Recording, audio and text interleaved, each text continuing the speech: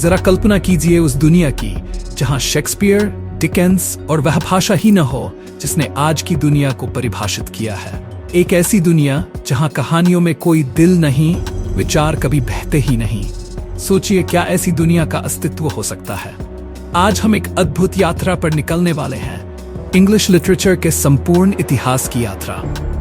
अगले कुछ मिनटों में आप देखेंगे कि कैसे शब्दों ने इतिहास था, संस्कृति और शायद आपके अपने जीवन को भी आकार दिया। आप सोच रहे होंगे ये केवल किताबों की बात है, लेकिन नहीं, ये उस हर चीज की बात है जिसने इंग्लिश लिटरेचर को हर हिस्से में बुना है। तो चलिए बिना कोई समय बिताए शुरू करते हैं।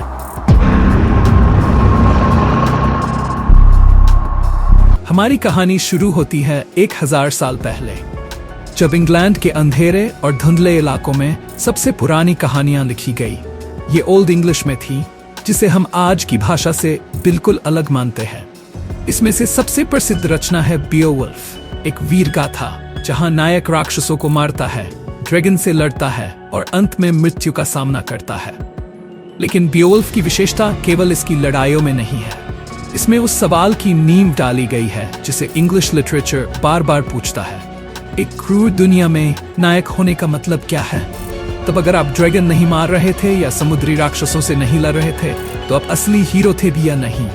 लेकिन ये तो केवल शुरुआत थी, एक नई भाषा बनने वाली थी जो सब कुछ बदल देगी।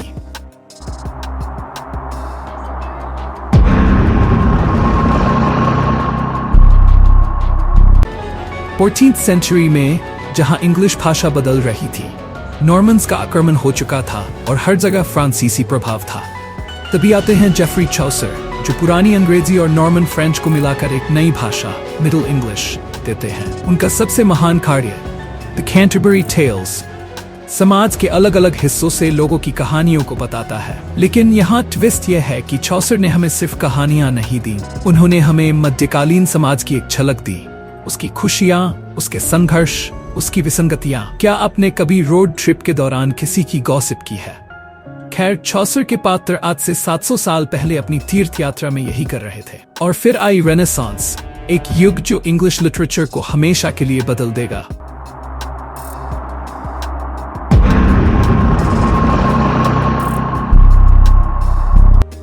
अब हम पहुंचते हैं 16th सेंचुरी के अंत में, एक ऐसा समय जब पुनर्जागरण रेनेस के साथ कला और विचारों का पुनर्जन्म हो रहा था। और इसी युग में आते हैं विलियम शेक्सपियर, जो इस मंच पर धमाके के साथ कदम रखते हैं। हैमलेट, मैकबेथ और रोमियो एंड जूलियट जैसे नाटकों के साथ शेक्सपियर ने केवल मनोरंजन नहीं किया, उन्होंने मानव भावनाओं की गहराइयों को खोजा। प्रेम, महत्वाकांक्षा, ईर्ष्या, बदला, ये केवल थीम्स नहीं थी, ये जिंदगी की सच्चाई थी। शेक्सपियर असलियत में सोप ओपेरा के लेखक थे, बस इसमें तलवारें ज्यादा थीं और कविता भी। पर जब शेक्सपियर अपने शिखर पर थे, इंग्लैंड में एक राजनीतिक उथल पुथल आने वाली थी जो साहित्य को नए आयामों में ले जाएगी।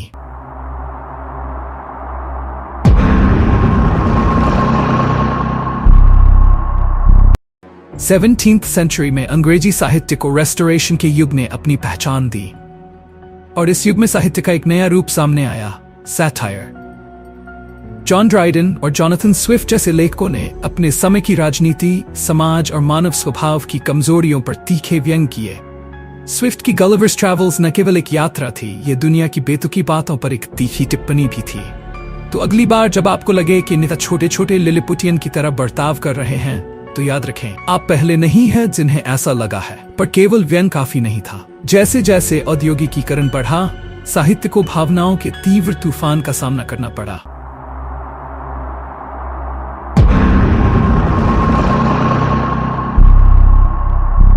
18th सेंचुरी के अंत तक आते आते दुनिया बदल रही थी। इंडस्ट्रियल रेवोल्यूशन शहरों को नया आकार दे रहा था और इसका साहित्य पर गहरा प्रभाव पड़ा। इसके जवाब में आया रोमांटिसिज्म, जहां लेखक प्रकृति, कल्पना और भावनाओं को गले लगाते थे। विलियम वर्ड्सवर्थ और सैमुअल टेलर कोलरिज जैसे कवियों ने प्रकृति और आत्मचिंतन को सबसे बड़ा अनुभव माना।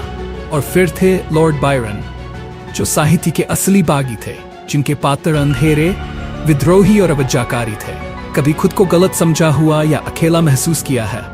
स्वागत है रोमांटिक मूवमेंट में, जहां भावना ही राजा थी और आत्मा सब कुछ। लेकिन जैसे जैसे समाज का औद्योगिकरण हुआ, ये भावुकता यथार्थवाद और सामाजिक टिप्पणी में बदल गई।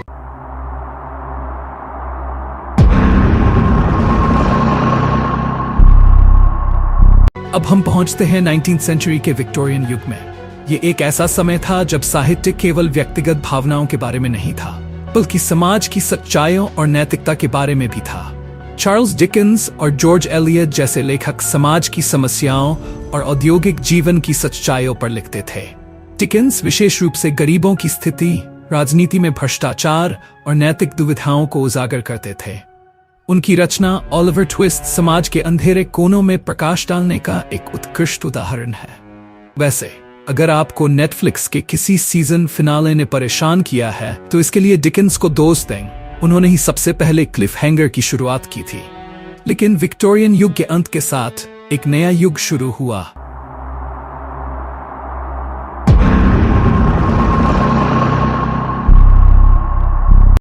ट्वेंटीथ सेंचुरी के आरंभ में वर्ल्ड वॉर 1 ने पूरी दुनिया में निराशा और भ्रम फैला दिया।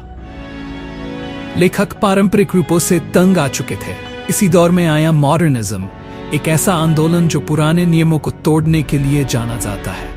जेम्स जॉयस, वर्जीनिया वुल्फ और टी.एस. एलियट जैसे लेखक पुराने साहित्यिक ढांचों को छोड़कर मानव चेतना की जटिलताओं का अन्वेषण करने लगे। वुल्फ ने चेतना की गहराइयों में झांका और जॉयस की यूलिसिस तो एक मानसिक यात्रा ही थी, विखंडित, अव्यवस्थित और फिर भी गहन।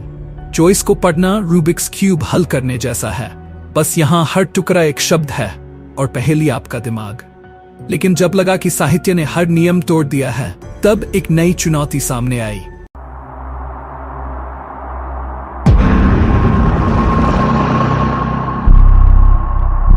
वर्ल्ड वॉर 2 के बाद पूरी दुनिया में सवाल उठ रहे थे। पोस्ट मॉडर्निज्म ने बचे खुचे नियमों को भी ध्वस्त कर दिया। इस आंदोलन में लेखकों ने असंगति, संदेह और यहाँ तक कि ये विचार भी अपनाया कि शायद जीवन का कोई ठोस अर्थ नहीं है। सैमुअल बेकेट और कर्ट वॉनेगट जैसे लेखकों ने इन विचारों को गहराई से तलाशा, ये दिखाते हुए कि कभी कभी जीवन का कोई मतलब नहीं होता और ये भी ठीक है। लेकिन यहाँ एक बात है, इंग्लिश लिटरेचर पोस्ट मॉडर्निज्म पर आकर नहीं रुका। ये हर दिन विकसित हो रहा है और आप भी इस कहानी का हिस्सा हैं। कौन जानता है, अगला महान साहित्यिक कार्य इस वीडियो को देख रहे किसी व्यक्ति द्वारा लिखा जा सकता है। क्या वह आप हो सकते हैं? अगर इस इंग्लिश लिटरेचर की यात्रा ने आपको कुछ महसूस कराया है तो चैनल को सब्सक्राइब करना और नोटिफिकेशन बेल को हिट करना ना भूलें।